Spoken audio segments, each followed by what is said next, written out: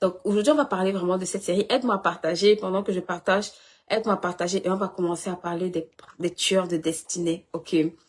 Et vous allez apprendre d'autres choses dont j'ai déjà parlé. Et on va aussi, d'accord, apprendre de nouvelles choses aujourd'hui. Oui. Et je vais vraiment commencer par une thématique qui est une thématique vraiment du mois de la femme. Et je veux que tu comprennes que souvent on a l'habitude de le dire, ok, mais un des tueurs de destinée, un des premiers tueurs de destinée dont on ne se rend pas assez compte et qui handicape au final toute notre vie de façon plus large, c'est vraiment de ne pas savoir reconnaître les temps et les saisons. Ok. Reconnaître les temps et les saisons. Je suis en train de regarder parce que je me demande, est-ce que j'ai ce livre-là à côté de moi? Parce que tu dois aller le lire. Oui. Surtout spécifiquement pour nous en tant que femmes. Et je vais t'expliquer pourquoi. Parce que quand tu es femme, tu vas passer par la période où tu es un enfant. Après, tu vas passer par la période où tu deviens maman, entrepreneur. En fait, tu as tellement de casquettes qui se cumulent à un moment donné que si tu ne sais pas bien maximiser sur les bonnes saisons, en fait, tu vas te retrouver écrasé sur les saisons d'après. Donc, tu peux connaître ta destinée et ne pas la manifester. Beaucoup ici, parfois, ils savent que je dois écrire un livre, je dois faire ceci. Mais guess what? Elles n'ont juste pas, ok, le temps pour le faire. Elles n'ont juste pas les capacités pour aller le faire. Pourquoi? Parce qu'elle est dans une saison où il y a beaucoup de choses à rattraper. Et je veux que tu sois comme cette femme-là. Ok, donnez-moi un instant, je vais partager dans la communauté, là. Donc, et je veux que tu sois vraiment libelle, coucou, je suis une femme hors catégorie, yes, I like it. Tu dois te répéter ça chaque jour, ça c'est une bonne proclamation. Je suis une femme hors catégorie. Donc, Gaëlle dit c'est mon cas, dis-moi un peu plus Gaëlle, qu'est-ce qui est ton cas? Ok, donc souvent on arrive comme ça dans des saisons où tu te retrouves être maman, et quand tu es maman, je suis désolée, tu souscris un contrat de moins de 18 ans minimum, sinon 20 à 25 ans, où tu vas vivre entre parenthèses, la vie de quelqu'un plus ta propre vie, ok?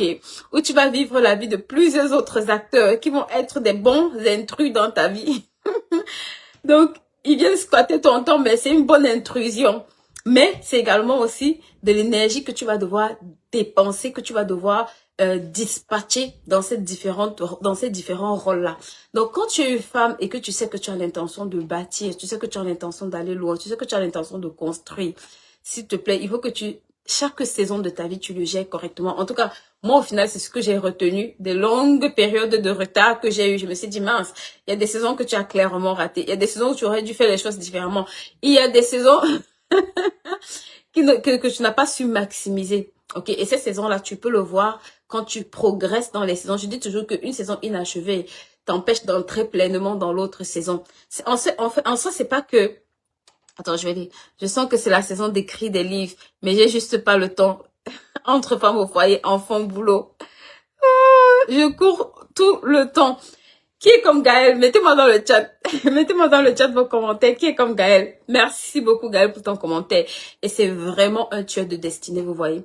Parce que tu vas entrer dans une saison où tu vas commencer à courir, courir, courir, courir. Je suis à gauche, je suis à droite, je suis... En fait, tu seras partout en même temps. Si tu ne sais pas faire les choses dans la bonne saison, tu sais, si Dieu a créé des saisons, c'est parce que ça a une importance. Quand c'est la saison de pluie, si tu commences à aller semer quand c'est la saison de pluie, je ne sais pas ce que tu vas récolter. Il n'y a rien à semer pendant la saison de pluie. On sème avant. Parce que quand la saison de pluie arrive, c'est pour que ça arrive, ça tombe. Et puis, pour qu'il y ait une saison d'après, on a juste récolté. OK? Donc, Gaël, ton commentaire est valable ici pour plusieurs mamans, pour plusieurs papas aussi, parce qu'on est de plus en plus suivis par les hommes. Mais c'est valable en fait pour toute personne qui veut accomplir sa destinée, de comprendre que ma destinée est parsemée de saisons. Et le pire encore, c'est quand tu ne sais pas racheter les saisons. Ça, c'est ce que beaucoup ne savent pas faire. Ils ne savent pas racheter. Je dis toujours que le rachat coûte plus cher, mais tu dois apprendre à racheter les saisons de ta vie. Moi également, j'ai tellement de choses à faire. Oui, les mamans, c'est une réalité. Quand tu traverses, surtout quand tu traverses la saison des 0 à 25 ans et que tu commences à devenir maman, tu commences à devenir épouse, tu commences à devenir acteur dans la vie de d'autres personnes, leader, et ainsi de suite, tu commences à avoir plusieurs casquettes. Écoute-moi, si tu n'as pas su maximiser les saisons, si tu n'as pas su investir dans chaque saison de ta vie, tu vas commencer à courir. Et c'est ce qui se passe. Et parfois on dit, mais je ne sais pas pourquoi je n'arrive pas. Oui, parce qu'il y a une saison, d'accord, que tu n'as pas su capter. Maintenant, je vais t'expliquer. Si cette saison-là, tu ne sais pas la racheter aussi, tu vas rester dans le même cycle, ok? C'est pour ça que Gaël, c'est une bonne chose de savoir que là, vraiment, il y a quelqu'un, ça peut pas juste continuer comme ça, je peux pas juste courir. Mais écoute, souvent, je dis aux gens que l'une des plus grandes compétences que tu dois acquérir, je pense que c'est la deuxième ou la troisième dans mon ordre d'échelle, c'est d'apprendre à manager correctement ton temps. Ça, c'est comme une première compétence que tu dois comme travailler sur ça quand tu veux racheter, d'accord, le temps que tu as perdu. La deuxième chose dans laquelle tu dois investir, c'est la connaissance. Parce que guess what? Souvent, être conscient qu'on a du retard, c'est une chose. Mais savoir comment racheter ce retard-là, ça, c'est encore autre chose. Parce que je peux savoir que j'ai perdu du temps. Je peux savoir que je n'arrive pas à le faire. Mais de savoir comment est-ce que je dois maximiser. Et la saison qui est passée, je vais vous prendre un exemple pour être plus terre à terre. Tu sais, comme par exemple, Gaëlle qui me dit qu'elle veut écrire un livre. OK? Si tu te dis, je vais écrire un livre aujourd'hui et tu ne sais pas utiliser un ordinateur, en fait, tu as plusieurs saisons à rattraper. Tu as la saison de, je dois aller apprendre comment utiliser un ordinateur. Et tu as la saison d'apprendre comment est-ce que je dois rédiger un livre. Et si tu te dis juste que non, je vais juste prendre un truc et commencer à mettre par écrit, tu as racheté peut-être une saison, mais une autre saison, c'est que tu ne sais pas utiliser correctement ton ordinateur. Le jour où tu perds le fichier, en fait, ce que je veux te faire comprendre, c'est que la saison d'avant prépare la saison future, ok? Ou bien la saison d'après. Et le fait que tu ne saches pas qu'est-ce que j'ai raté dans la saison précédente et comment est-ce que je dois corriger ça dans la saison qui arrive, fait en sorte que tu vas essayer de faire les choses de cette saison, mais sans te rendre compte que les choses de la saison dernière que tu n'as pas faites doivent aussi être faites d'une façon ou d'une autre. Parce que c'est ça au final qui t'handicape. C'est que c'est bien d'écrire un livre, mais si tu veux par exemple modifier un paragraphe, comment tu vas faire si tu n'as jamais pris un ordinateur pour travailler avec? Tu vas commencer, d'accord, à recommencer le processus à partir de zéro. Donc, il y a certains éléments de base que quand tu as, ça capitalise sur la saison sur laquelle tu es en train de vivre. OK? Donc ça, c'est vraiment pour une petite parenthèse, pour donner quelques conseils à Gaël.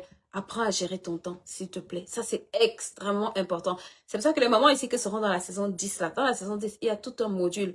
De toute façon, c'est dans toutes les sessions. Il y a un module, il y a plusieurs modules même. Parce que en tant que maman, tu dois savoir gérer ton temps. En tant qu'entrepreneur, tu dois savoir gérer ton temps. En tant que femme même, tu dois savoir gérer ton temps personnellement parce que tu ne vis pas que pour les autres composantes de ta vie, les bons intrus comme je les appelle. Tu ne vis pas que pour les gens qui viennent faire de l'intrusion dans ta vie. Tu as besoin de temps aussi pour t'accomplir, pour réaliser tes rêves. Ok, donc tout ça, ça match avec une organisation. Quand tu as une activité, tu as une entreprise, c'est toute une autre organisation. Donc chaque compartiment de ta vie doit avoir un type d'organisation, mais tout ça en même temps doit s'imbriquer aussi dans une organisation globale. Right? Aidez-moi à partager le live, les dames. Partagez le live. Comme les gens disent tapoter ou tampoter. Faites ce que vous voulez. Aidez-moi à partager le live. OK. Donc, ça, c'est vraiment capital de comprendre ça. Right? De comprendre que dans la saison dans laquelle je suis en train de trop courir. Il faut que je me pose. Mais je veux que tu comprennes. Qu'est-ce que j'ai raté à la saison dernière? Quels sont les impératifs même si je suis obligée de les avoir comme engagement. Et je dois pouvoir manager ça together, ok? Donc, ensemble. Donc, une des choses, s'il te plaît, gagne en temps. Apprends à gérer cette ressource-là. Je dis toujours au moment que la femme sage a des servantes. Si vous faites le travail des servantes, vous allez devenir des servantes chez vous. Je ne suis pas en train de mépriser le travail d'une servante. Je ne suis pas en train de dire qu'une servante n'a rien à faire. Tout au contraire. Si on a des servantes, c'est parce que c'est utile. Mais la femme sage, ok, c'est celle qui sait qu'il y a ce que je dois faire, il y a ce que je dois déléguer, ok, et il y a ce que je dois donc apprendre à me dire, ça, je dois avoir de la ressource pour pouvoir déléguer ça, pour que d'autres personnes puissent le faire, pour que je puisse aller très loin. Je sais que dans nos mentalités, c'est un peu très mal perçu de se dire que je ne fais pas tout. Mais tu ne peux pas être efficace partout. Tu dois choisir tes batailles. Moi, je dis toujours, moi j'aime beaucoup ma phrase, je choisis mes batailles. Moi, je choisis mes batailles. Tu sais, si tu as beau être compétente, comment, et je fais une parenthèse parce que j'aime bien le dire, mais je vais encore le redire dans ce live pour que vous compreniez que ça aussi, ça fait partie des tueurs de destinée. Si tu fais ce qui est inutile pour ta destinée, tu n'auras jamais le temps de faire ce qui est utile pour ta destinée. Mets ça dans le chat pour moi, s'il te plaît. Quelqu'un a dit que si tu passes le temps à faire des tâches inutiles, tu n'auras jamais le temps pour faire des tâches prioritaires.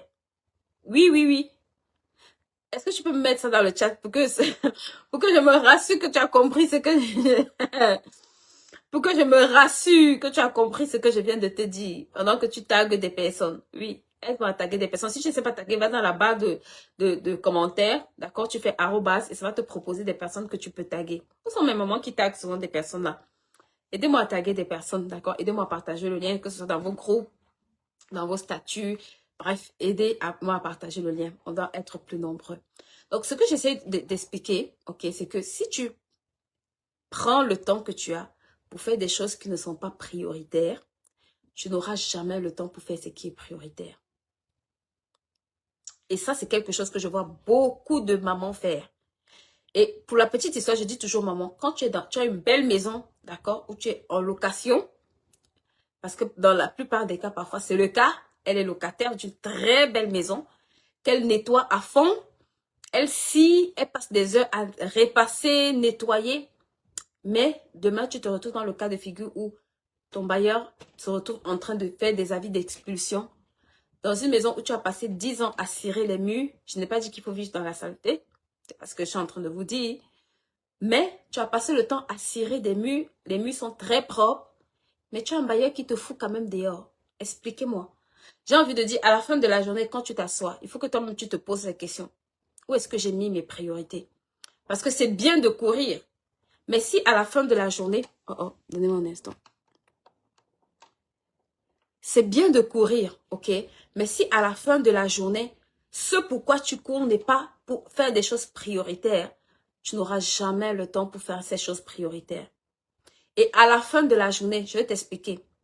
Voilà, merci Gaëlle. Si tu passes le temps à faire des choses inutiles, tu n'auras jamais le temps pour faire des choses prioritaires. Donc, à la fin de la journée, ce qui se passe, c'est quoi? C'est que tu auras lavé cette maison, lavé des habits, fait de belles choses. Coucou, Tata Rosette. Coucou, Donatien. Donc, à la fin de la journée, d'accord, tu vas te rendre compte que tu as lavé une maison, mais tu es dehors avec des enfants à bas âge. Et je vois ça comme tout le temps, parfois dans les mamans qui m'appellent. Je me demande, maman, qu'est-ce que tu as fait de ton temps? Et elle va t'expliquer. Oh, je faisais de la cuisine, Mais je dis, mais how? Comment tu peux faire la cuisine au point où tu n'es pas capable de pouvoir payer ton loyer? Explique-moi. Entre payer ton loyer et faire de la cuisine. Parce que ton bailleur ne comprendra jamais que tu faisais la cuisine. Il va te virer de ta cuisine. Bon, de ta cuisine louée, si tu veux. Je vais t'expliquer. Il va te mettre hors de ta cuisine, ok? Donc, je suis en train de te dire que tes priorités doivent changer. Quand tu veux faire quand tu veux entrer dans ta destinée. Il y a des choses que intentionnellement, vous savez, une des choses que moi, j'ai faites un jour, j'ai pris une liste et j'ai commencé à faire la liste des tâches de tout ce pourquoi je voulais un jour pouvoir payer pour que ce soit fait. Pas parce que je n'aime pas le faire, pas parce que je ne prends pas plaisir à le faire, parce que ça n'apporte pas de la valeur, d'accord, par rapport à ma destinée. Quelqu'un qui cuisine et qui a une chaîne de cuisine, une chaîne de restaurant, ça apporte de la valeur, ok? Moi, je cuisine pour que mes enfants aient à manger, mon mari ait à manger. Mais en dehors de ça, ça n'a pas de valeur, ok?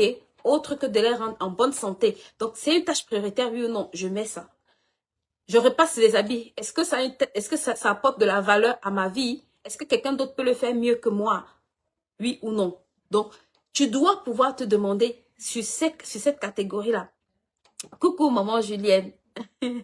Comment vas-tu? Tu dois pouvoir te demander dans ce que je fais, qu'est-ce qui apporte de la valeur à ma vie? S'il te plaît. Parce que les gens ne vont pas te payer à l'extérieur. Ton patron ne te paye pas parce que tu fais le ménage chez toi, parce que tu cuisines chez toi, parce que tu ranges chez toi. Il s'en fout. Il te paye pour les compétences que tu mets à son service. Donc, ça veut dire quoi? Ça veut dire que si je sais mettre ce temps-là pour faire des choses prioritaires, je peux payer quelqu'un pour faire des choses pour lesquelles je n'ai pas le temps. Je le fais quand j'ai du temps, je m'organise à le faire. Mais si j'ai besoin d'aide, si j'ai besoin de temps, je peux payer quelqu'un pour faire ces choses-là. Oui, il faut qu'on sorte de l'ère ou de la catégorie où on pense qu'on doit tout faire. La femme sage ne faisait pas tout, maman. C'est le modèle biblique c'est le modèle que la Bible te dit, c'est un modèle de femme qu'on te présente. Donc, si la Bible te dit qu'elle ne fait pas tout, toi, pourquoi tu veux faire tout si tu es sage? Moi, je ne comprends pas. Je ne comprends pas pourquoi toi, tu veux tout faire. Pourquoi tu ne peux pas tout faire bien? Fais ce que tu as à faire bien. Dans une maison là, ton rôle c'est d'organiser, de superviser, donner la nourriture à ta maison. Le reste là, la Bible dit qu'il y a des servantes pour t'aider pour ça. Si tu fais ça, tu auras du temps. Ah, regarde, si aujourd'hui, tu acquiers même 10 compétences, ton employeur va doubler ton salaire. Lave ta maison 10 fois plus. Je ne sais pas s'il va te payer. Donc, et puis, regarde, la compétence que tu vas prendre le temps pour développer là, tu pourras payer quelqu'un qui pourra, sur un an, même avec une seule journée de paye, tu pourras payer quelqu'un pour nettoyer ta maison mieux que toi. Parce que parfois, là, ces personnes-là savent nettoyer mieux que nous. Donc, je suis en train de te dire de bien choisir tes priorités. Donc, comme je disais, ok, une des premières choses en matière de destinée, de tueur de destinée que vous devez vraiment apprendre à faire, c'est vraiment de reconnaître les différentes saisons de nos vies, surtout pour nous les femmes. Écoutez-moi les mamans, je vais revenir sur ça. Une des saisons qui va vous demander, qui va être énergivore, je dis bien énergivore, c'est la saison maritale. Est-ce que tu peux mettre dans ce chat pour moi saison maritale? Parce que quand tu te maries, en fait, ça bouscule toutes tes côtes. Ça va bousculer toutes tes côtes. Parce que tu vas devoir intégrer ta vie, celle de ton mari, ta belle famille, les enfants de tes enfants. Bref, et en plus, tu n'es plus libre de faire les choses toi seul. Right? Donc, c'est une saison sur laquelle, quand vous arrivez, étant mal préparé. À ça s'ajoute un autre tueur de destinée que je vais rajouter, que le point 2. Le mauvais choix du conjoint. Mettez ça dans le chat pour moi. Parce que souvent, ça c'est le tueur numéro 1. C'est quand tu ne sais même pas qu'il y a une saison. La saison dans laquelle je suis prépare l'autre saison. Tu ne comprends même pas que le temps que j'ai aujourd'hui en tant que jeune fille en train de monter, descendre là, c'est un temps que je vais pleurer. L'ignorance que j'ai aujourd'hui, pour laquelle je dois aller investir, c'est maintenant quand je n'ai encore pas de responsabilité, pas d'enfant, rien. Le deuxième tueur de destinée que je vois sur beaucoup de mamans que j'encadre aujourd'hui, c'est le choix du conjoint. Écoute-moi, quelqu'un a dit que si tu épouses la bonne personne, tu deviens un louangeur, et si tu épouses la mauvaise personne, tu deviens un intercesseur. Beaucoup de personnes, et je vais vous expliquer quelque chose d'important, d'accord? Parce que souvent quand on parle du choix de destinée, il y a beaucoup de guerres. Moi, je ne suis pas là pour prendre parti, je suis là pour faire juste comme, ok, une analyse objective, en tout cas de ce que je peux voir. Vous savez, quand tu entres dans ta saison maritale et que tu n'as pas découvert encore ta destinée, ou que tu as des milliers de kilomètres même de savoir que tu peux avoir une destinée. Ce qui se passe, c'est que quand vous arrivez en couple, ok, l'un est habitué, ou bien vous vous habituez, ok, vous avez certaines habitudes qui ne sont pas forcément des mauvaises habitudes, mais qui ne sont pas non plus des habitudes des personnes qui sont en train de travailler ou actifs pour leur destinée. Ce qui se passe, c'est que quand le monsieur arrive dans ta vie, il ne sait pas que toi, tu es une femme de rêve, qui a des projets. Il n'est pas au courant de tout ça. Partage encore le live.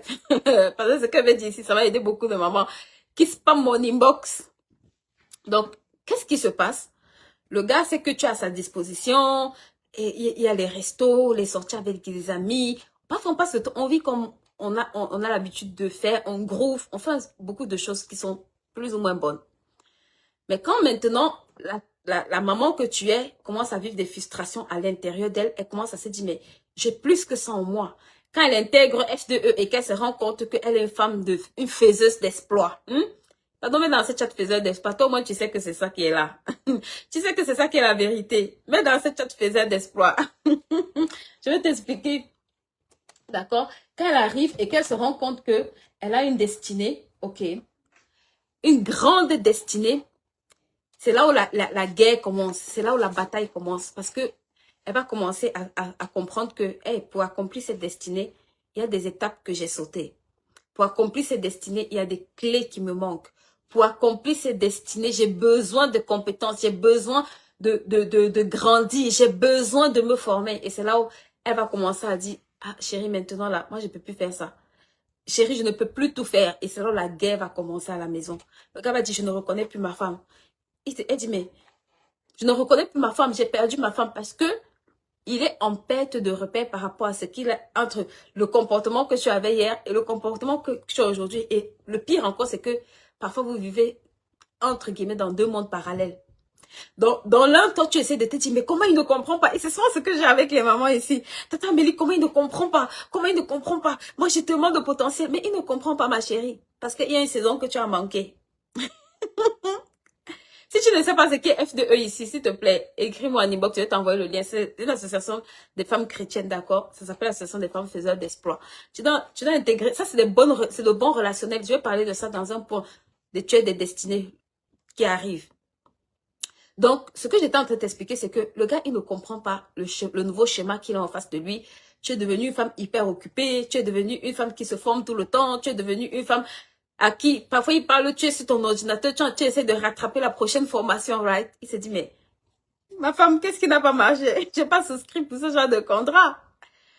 Donc, et il ne comprend pas que c'est un désir, c'est une soif que tu as, ok? De vouloir te réaliser aussi. Qu'en dehors d'être maman, en dehors d'être épouse, tu as aussi des rêves, tu as aussi des projets, tu as aussi des choses qui donnent un sens à ta vie.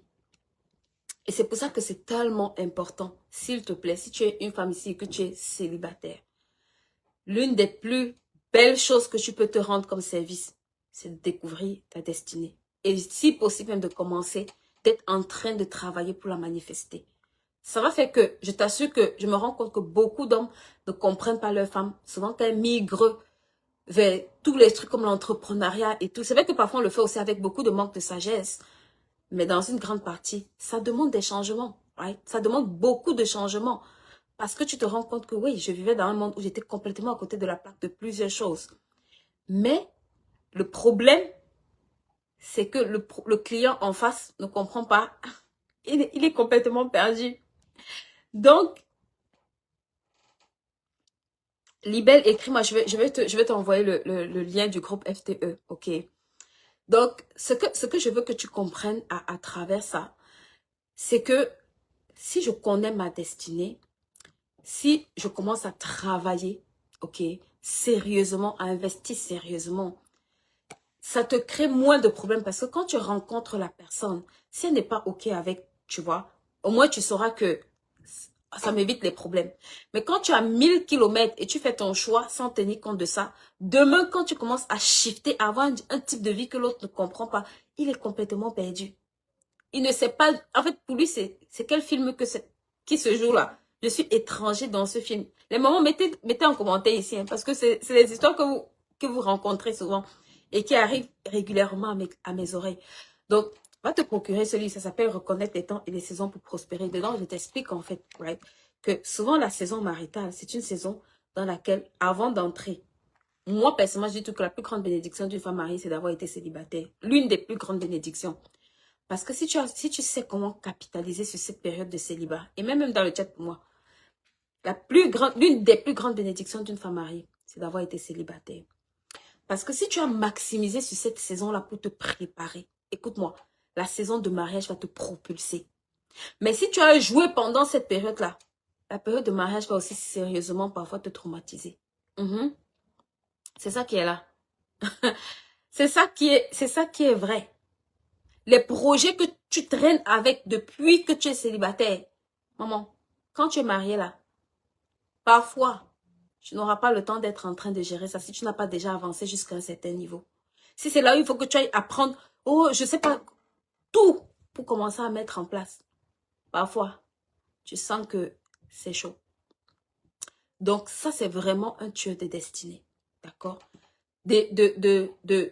D'entrer dans ta saison maritale sans vraiment savoir du tout ce que tu vas faire de ta vie. Et pire encore, si la personne avec qui tu vas faire ta vie ne sait pas où il va.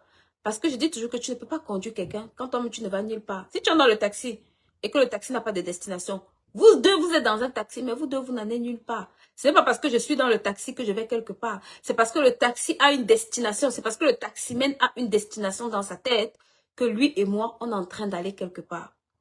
Est-ce que tu as compris ce qu'elle vient de dire? Ce qu'elle vient de dire, c'est tellement important. Ce que je viens de t'expliquer, c'est tellement important. Donc, c'est pour ça que quand toi-même, tu sais déjà que je vais à tel endroit, quand tu stoppes le taxi, tu lui dis taxi, je vais à tel endroit. Quand il est d'accord, il fait pip. C'est lui qui conduit, mais il sait quand même où est-ce que vous allez ensemble. Il sait quand même quelle est la destination que vous voulez avoir. Ok. Et ça, c'est très important. C'est tellement important parce que ça, c'est un tueur de destinée. Et je vois beaucoup de couples, au lieu de se transformer, d'accord, en instrument de bénédiction, ils se détruisent en fait. La Bible dit que deux valent mieux qu'un. Donc, tu ne peux pas m'expliquer que c'est faux. Ça ne peut jamais être faux. Deux valent, même dans ton entreprise, quand tu as un collaborateur, tu vas plus vite que quand tu es seul. Donc, deux valent mieux qu'un. Maintenant, choisis bien ton collaborateur. Parce que si tu choisis quelqu'un qui n'est pas enseignable, si tu choisis quelqu'un qui ne peut pas écouter, si tu choisis quelqu'un qui ne peut pas acquérir de nouvelles compétences, si tu choisis quelqu'un avec qui vous ne pouvez jamais travailler, en fait, vous allez faire du surplace. Donc, ça demande que tu sois prête, ça demande que tu te prépares, ça demande que tu mettes certaines cases en place. Donc, un des tueurs de destinée, c'est le mauvais choix de conjoint. Si tu ne connais pas la page de l'académie, je vais t'expliquer. Tu tapes Académie MML, MMJE. 3ML, 3MJE. Tu vas taper le choix du conjoint de destinée. C'est le livre de la coach Béatrice Infine.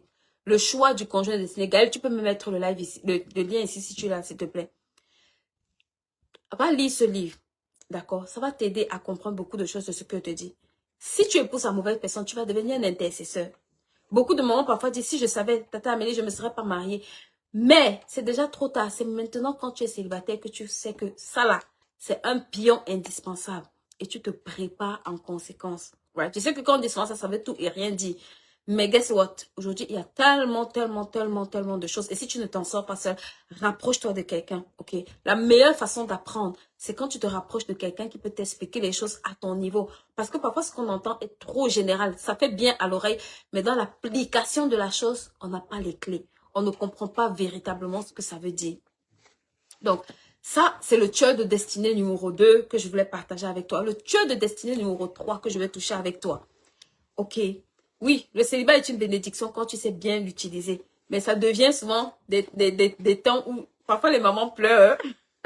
Et je dis, mais être célibataire, c'est pas une malédiction. Être célibataire, c'est ton temps de préparation. Si tu squeezes ça. Bon, ouais, c'est pas... Aujourd'hui, là, moi, ma bouche doit dire les bonnes choses. Je dois être amie avec vous. Le point numéro 3 qu'on va toucher aujourd'hui, ok, dans les tueurs de destinée. Et je veux vraiment que chaque femme véritablement sorte de là, c'est la zone de confort. Mais ici, zone de confort, s'il te plaît. C'est aujourd'hui, je vais t'expliquer un des poisons de la zone de confort. Que ce soit dans ton travail, écoute, dans tous les domaines, tu dois refuser la zone de confort. Même dans ta vie maritale. Parfois, quand tu écoutes la plupart des problèmes des couples, c'est parce que, en fait, les choses sont devenues tellement normales qu'au final, ça crée d'autres problèmes. Tu dois refuser la zone de confort. Ça, c'est un tueur de destinée. Vous savez, quand tu as un bon salaire, comme c'était mon cas avant là, tu ne vois pas pourquoi tu peux te décarcasser à te lever le matin. Tu ne vois pas pourquoi tu dois te lever pour faire une autre activité. Tu ne vois pas pourquoi tu dois souffrir. Moi, je dis toujours, je souffre déjà chez mon employeur, c'est bon. La seule souffrance que je veux avoir maintenant, c'est de manger mon argent. Ça, c'est la mentalité des pauvres. Mets ça dans le chat pour moi, s'il te plaît. Et parfois, on est comme ça. Tu es assise et tu te dis, non, je gagne bien ma vie, ça va, j'ai pas besoin pour l'instant. Ça, c'était le langage qui, non, pour l'instant, j'ai pas besoin d'avoir une autre source de revenus. Quand le moment viendra, ah bon, hein? Quand le moment viendra, ça va tomber comme ça. Tu vas accueillir. Reste là. Reste au bon endroit, ne t'inquiète surtout pas. Surtout quand tu as un bon diplôme, tu as travaillé pour les multinationales, et puis tu sais que non, de toutes les façons, je peux mettre mon CV à jour, je trouve facilement le travail. Guess what? Quitte de cette catégorie-là. Je t'en supplie. Ça, c'est un poison pour notre destinée. Je parle, même surtout ceux qui ont les bons salaires. Je ne dis pas qu'avoir un bon salaire, ce n'est pas une bonne chose. Hein. Si c'est ça, en fait, si tu es dans ta destinée, dans ce travail-là, c'est une bonne chose. Mais si tu sens que tu dois faire autre chose, si tu sens que tu es appelé à déployer plus que ça, si tu sens que dans ton cœur, tu as des cris, des fardeaux, écoute-moi, je vais te donner un secret aujourd'hui. Si tu es capable de travailler pour toi, si tu es capable de travailler pour quelqu'un, tu es capable de travailler pour toi aussi. Mets ça dans le live pour moi. Tu dois quitter de ce live avec cette phrase. Si tu es capable de travailler pour quelqu'un 8 heures de temps par jour, vous travaillez, les mamans, dites-moi, vous travaillez combien d'heures de temps par jour ici? Si tu es capable d'aller travailler pour quelqu'un 8 heures de temps par jour, 15 heures de temps par jour, 12 heures pour ceux qui font les nuitées en Amérique, mais tu as 0 heure que tu investis pour toi. Guess what? Guess what? You are seriously in the trouble. Est-ce que je peux répéter ça? Parce que les dépressions que les gens vivent au travail quand ils perdent leur boulot.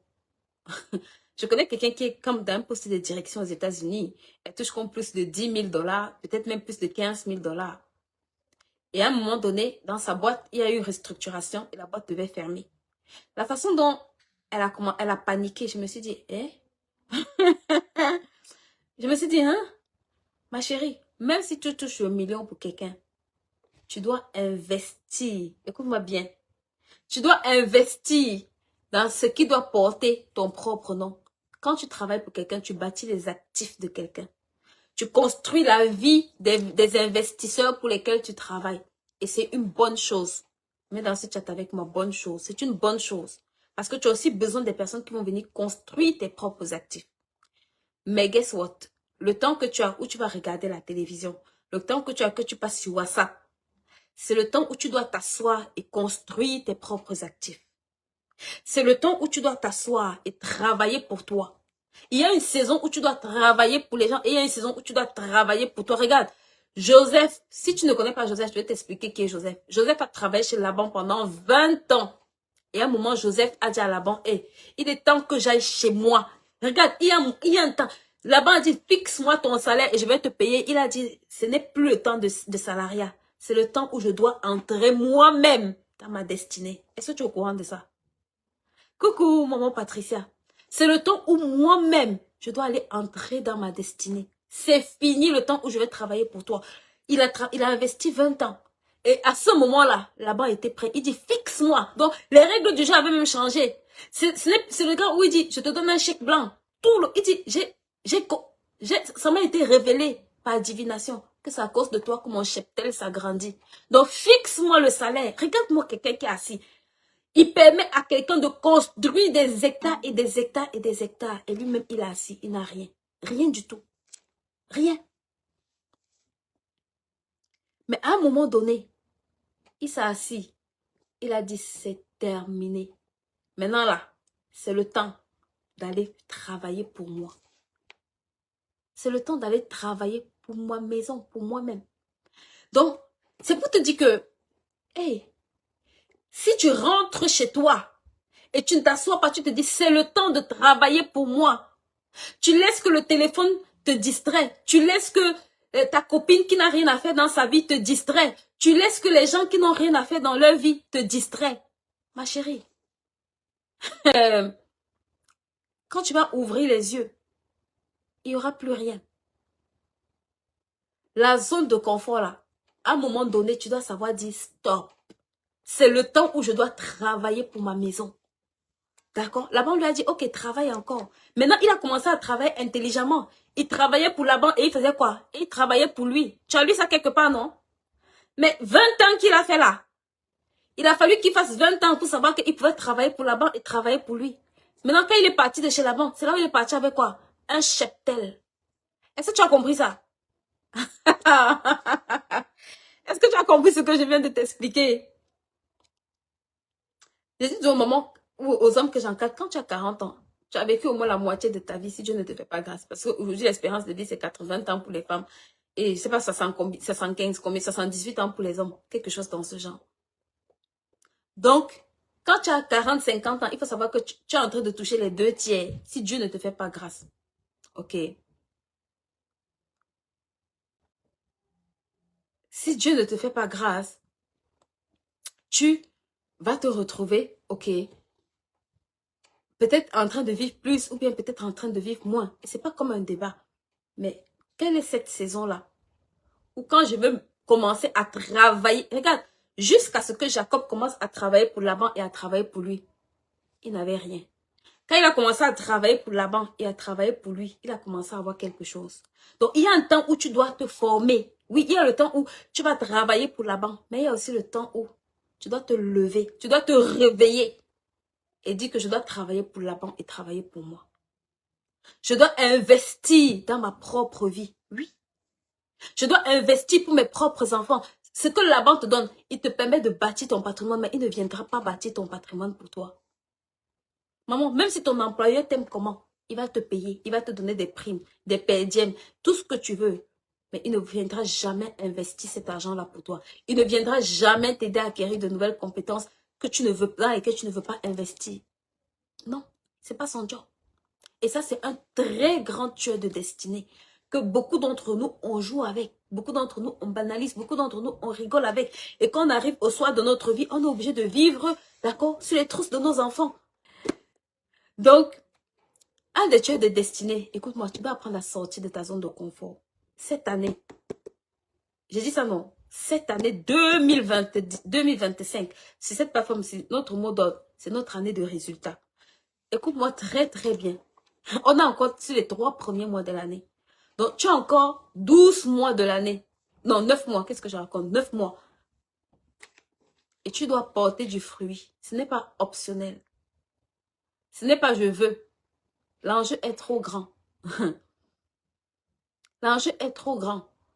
Tu dois refuser certaines choses. Donc, maintenant, je vais t'expliquer, ok, comment la zone de confort nous fatigue. Parce que la première chose pour savoir que tu es dans la zone de confort, les gens qui n'aiment pas prendre les risques. On se connaît ici ou pas? Les gens qui n'aiment pas prendre les risques. Tata me dit, j'ai peur de perdre l'argent. Si tu as peur de perdre, tu auras peur de gagner. Tu ne vas jamais gagner. Regarde, la peur est un poison pour ta destinée, sous toutes ses formes. La peur est un mauvais poison. Job dit, c'est ce que je crains qui m'arrive. Si tu crains de perdre dans ce projet, tu vas déjà perdre. Même en commençant ce projet, si dans ton cœur, tu nourris la crainte que ça échoue, ne t'inquiète même pas, tu n'as même pas besoin de te fatiguer.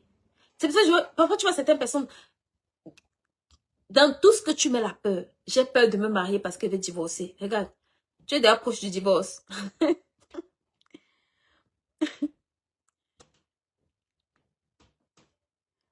Voilà, je refuse d'être la rivière de quelqu'un. Oui, oui. La peur est un poison. Quand je dis un poison, c'est vraiment un... Tu sais, celui qui avait un talent a dit j'ai eu peur. La Bible l'a traité de feignant, de paresseux.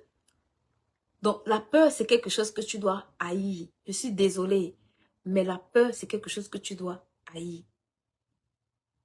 C'est quelque chose que tu dois haïr de toutes tes forces, ma soeur. Prendre des risques, oui. Tu sais, pour ceux qui ont fait finance, on dit souvent que c'est sur les choses les plus volatiles qu'on a le plus grand risque. Parfois aussi, on a la plus grande, d'accord, le plus grand retour sur investissement. Maintenant, ça ne veut pas dire que je ne dois pas mesurer le risque. Mais tu ne peux pas être zéro risque. J'ai quelqu'un dans ma famille qui dit que lui, la seule pression dont il a besoin dans sa vie, c'est la pression atmosphérique. Et ça me fait rire. Parce qu'il est en train de dire, moi, je ne veux prendre zéro risque. Et quand tu ne prends zéro risque, ça veut dire que tu seras toujours au même niveau. Ma soeur, les gens qui évoluent dans la vie, c'est des gens qui prennent des risques régulièrement. Même quand tu es venu en Europe, tu as pris un risque. Qu'est-ce qui te garantit que tu allais réussir? Rien. Quand tu vas en mariage, tu prends un risque. Qu'est-ce qui te garantit? Même avec toute la préparation nécessaire, parfois rien. Right? Donc, dans la vie, là, même quand tu fais un enfant, c'est un risque. Qu'est-ce qui te garantit que cet enfant-là, il va vivre jusqu'à t'enterrer? Rien. Rien du tout. Donc, tu ne peux pas vivre dans la peur, dans la peur, dans la peur. Ça n'a pas de sens. Ça t'empêche de te... Regarde, et pourquoi tu vois le côté peur? Mais souvent, tu ne vois pas... Quand ça nous arrange, tu vois, non? Quand une maman cherche un enfant, là, elle ne peut pas voir que non, ça, c'est un enfant qui peut peut-être même mourir dans 2 jours. Non. Elle va voir comment elle sera maman, comment on va l'appeler, comment elle sera heureuse. Mais comment savoir ce même côté-là dans tes projets? Comment savoir comment tu seras une grande femme? Comment savoir comment tu vas voyager? Comment savoir cette chose-là? Refuse de nourrir cette peur-là. Parce que si tu ne prends jamais de risque, tu seras au même niveau jusqu'à. Ne t'inquiète pas. Maintenant, je vais te dire, prends des risques mesurés. D'accord? Et on prend un risque mesuré quand on a de la connaissance. C'est la connaissance qui fait en sorte que je dose le niveau de risque que je prends. Ce n'est pas juste parce que j'imagine. Non, c'est parce que j'ai de la connaissance, d'accord, que je vais mesurer le niveau de risque que je suis prêt à prendre et j'avance et je vais mesurer le prochain niveau de risque que je suis prêt. Et pour les mamans ici, j'ai dit ça non. Écoutez-moi, on a peur de perdre de l'argent parce qu'on ne sait pas faire de l'argent. Mets ça dans le chat pour moi, s'il te plaît. Ça, c'est quelque chose... Tu sais, quand je vois par exemple, souvent, souvent ce sont les mamans, Tata Amélie, j'ai peur de perdre, j'ai déjà perdu trop d'argent. Et puis ma question c'est de lui dire, Maintenant que tu es en train de faire la prochaine activité, comment tu vas faire pour ne pas reperdre cet argent? Vu que entre ton activité d'hier et celle d'aujourd'hui, il n'y a pas eu d'évolution. Tu recommences avec les mêmes outils, les mêmes erreurs, le même niveau d'information, les mêmes compétences. Explique-moi comment tu auras un résultat différent. Explique-moi comment est-ce que tu auras un résultat complètement différent. Donc, ce que j'essaie de te faire comprendre, c'est que le risque que tu prends, d'accord, ça ne doit pas être un risque démesuré, mais tu dois acquérir de la connaissance. Les jeunes entrepreneurs qui aujourd'hui se lancent, qui aujourd'hui font une activité, d'accord, ou bien qui veulent investir leur argent, la peur, écoute-moi, tu as peur parce que tu n'es pas, tu n'as pas assez grandi jusqu'à devenir l'actif qui vaut cet argent-là. Je dis toujours aux gens que Amazon perd l'argent chaque jour. Tu veux qu'ils te montrent les centres dans lesquels ils perdent de l'argent. Tu veux qu'ils te montrent les filiales dans lesquelles ils perdent de l'argent. Mais ils savent faire de l'argent plus qu'ils n'en perdent. Ton objectif aujourd'hui, ce n'est pas juste de ne pas perdre l'argent. C'est de devenir quelqu'un qui, même s'il perd de l'argent, peut générer 10 fois plus que ce qu'il a perdu. C'est d'être l'actif qui vaut l'argent, qui vaut plus que ce que tu peux perdre. Parce que quand tu arrives à devenir cet actif-là, qui vaut plus que ce que tu peux perdre, tu vas toujours pouvoir faire de l'argent. Donc, c'est vraiment très important. L'argent, ça peut partir, ça peut revenir. La seule chose qui doit être en train de toujours croître. Je dis toujours, si on te donne 10 $, on donne 10 $ à Bill Gates. Dans 2 ans, il aura le million. Toi, c'est peut-être, parfois, peut-être même tu auras reculé. Pourquoi? C'est le même biais de 10 $. Il n'y a pas de différence fondamentale. Mais c'est l'actif qu'il est et l'actif que tu es qui font la différence. Au niveau de ce que cet argent-là va devenir. Donc, fondamentalement, tu as besoin, ok, de comprendre des choses qui font en sorte que même si je perds de l'argent, je suis capable de générer de l'argent. Ok. Donc, le point, l'autre poison, d'accord, au niveau de la zone de confort que vous voyez souvent, c'est que la zone de confort te noie dans la procrastination. Vous savez ça? Quand tu es confortable, oh, c'est bien, ça va, ça te noie dans la procrastination. Et ça, c'est le deuxième poison, le plus virulent de notre destinée. Parce que beaucoup de gens, parfois, sont remplis de talent, de potentiel. Mais tu ne comprends pas comment ça fait des années. La personne, elle n'a jamais soulevé le doigt. Célibataire ou marié. Maintenant, je vais te donner une action claire que tu vas devoir mettre et je vais arrêter le live avec ça. Ok? Je vais te donner un bon mot qu'on utilise souvent et qui doit comme shifter un peu. J'ai pas comme fini cette série. Je sais pas si je vais comme la revenir encore. J'avais comme beaucoup de choses. Mais je voulais toucher aujourd'hui quelque chose un peu de complémentaire par rapport à ce dont on a l'habitude de parler. Une des choses que je veux que tu apprennes à faire, c'est à redéfinir le mot objectif dans ta façon de faire les choses. Ok? Et ça, je veux que tu notes ce que je suis en train de te dire parce que c'est quelque chose qui va beaucoup t'aider. Parce que très souvent, un des tueurs de destinée, c'est le manque de clarté. Mais le manque de clarté est associé à beaucoup de choses. Et je vais essayer de te décliner ça. Parce que une des choses qui va t'aider à arrêter de détruire ta destinée, c'est de pouvoir te mettre des objectifs clairs dans ta vie. Maintenant, je veux redéfinir le mot objectif avec toi pour que tu comprennes une autre façon de voir ce mot qui peut t'aider à savoir qu'est-ce que tu vas faire. Et je vais commencer par la lettre O, ok? Le mot O dans objectif veut dire orientation. Tu as besoin d'une direction claire. Écoute-moi. Quand tu veux arrêter ce cycle de je détruis mes opportunités, je suis dans le statu quo, ça fait 10 ans je suis dans le même emploi, ça fait 15 ans je suis au même niveau. Tu as besoin de la lettre O dans objectif qui veut dire orientation. Orientation, ça veut dire que j'ai besoin d'une direction claire. Et ça, c'est quelque chose qui nous manque énormément. Et j'aime beaucoup prendre l'histoire de notre ami Pierre. Ok. Qui a dit à Jésus, j'ai péché toute la nuit, mais j'ai rien eu. Mais sur ta parole, ça veut dire sur la direction que tu me donnes, sur l'instruction que tu me donnes. Et ça comme nous manque souvent. Ok, on veut faire beaucoup de choses, mais parfois ça nous manque, cette orientation-là.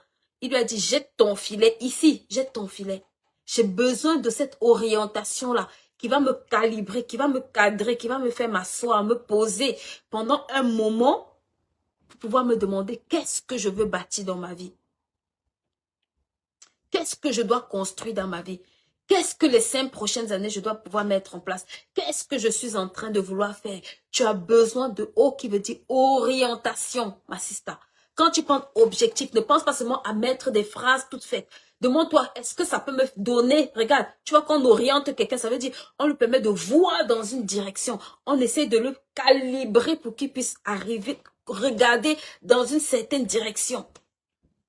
Donc, j'ai besoin d'orientation, pas juste pour aller me noyer, mais pour pouvoir me recalibrer, pour avoir une direction dans laquelle je vais aller, un alignement dans lequel je vais fonctionner, un couloir dans lequel je dois m'orienter. Parce que tu ne peux pas faire 10 000 choses à la fois, tu ne vas rien faire bien. Ensuite, la lettre B, qui veut dire but, d'accord? Je dois avoir, une fois que j'ai, tu sais, si quelqu'un te dit, oh, tu es en train de chercher peut-être ta direction, la personne te dit, va sur la route principale et après va te dire, va tout droit, d'accord? Donc, j'ai besoin d'orientation, mais j'ai besoin aussi de but. Ça veut dire que j'ai besoin des clés spécifiques qui vont me permettre, une fois que j'ai cette direction-là, de pouvoir avancer. Donc, quand je fixe mon objectif, je ne me mets pas juste, quand tu vas quitter cela, si tu vas arrêter de me mettre des objectifs juste, je veux une maison, je veux ceci, non. Quelle est l'orientation que je vais donner à ma vie? Ça, c'est une bonne méthodologie. Ensuite, quels sont les buts assignés à cette orientation-là? D'accord? Après, je dois travailler J. Ça, c'est un mot qu'on n'aime pas souvent. La justesse. D'accord? Je dois bien définir. Ça veut dire que si tu manques de clarté, je dis toujours que le premier cycle de pauvreté, c'est le manque de clarté. C'est pour ça qu'au commencement, là, ce que Dieu fait, il crée la lumière. Parce qu'il sait que quand tu es dans le noir, là, c'est compliqué. Donc, je dois calibrer avec justesse un certain nombre de points dans les objectifs que je vise.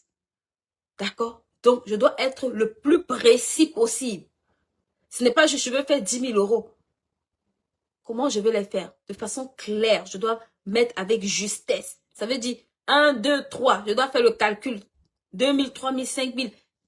Je dois mettre de la justesse dans ce que je fais. Pas écrire juste des trucs comme ça à la va-vite, des brouillons que je vais coller. Non.